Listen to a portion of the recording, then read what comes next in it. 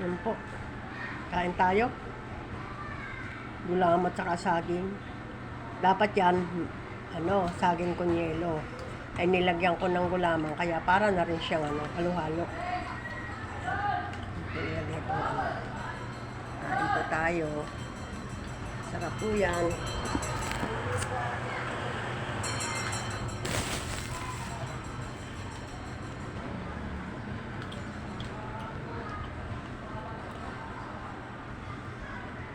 Makakain pa ako ng tinapay.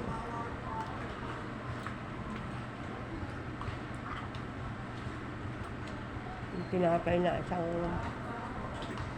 putok, yung walang asukal.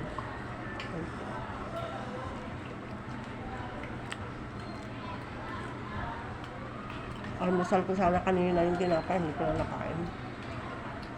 Kain po tayo.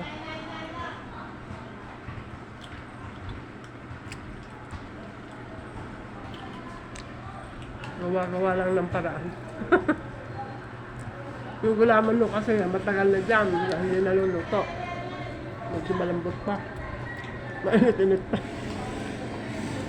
Tapos yung saging, yung tira-tira saging. Nilagyan ko ng asukal, niluto ko sa asukal, hindi ko na pinapula. Tapos yan, nilagyan na ng yelo. Naging halo-halo na. Kain po tayo. Bago kumain yan, pakain muna ako nito. Tinapay.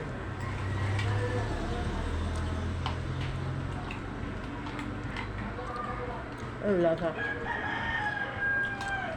Sarap yan. Sawa sa gatas.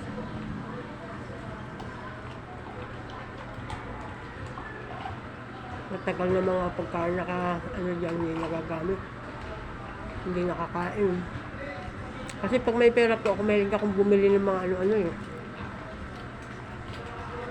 Yung amin yung mga ulam na nakatago sa mga gulay. Kasi kanina, inulam namin yellow pin.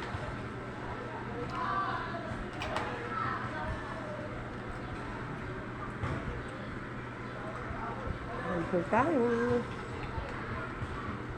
Sana ako ng pinya. Hindi ko pa maikinis maayos yung kamay ko. Ang sakit.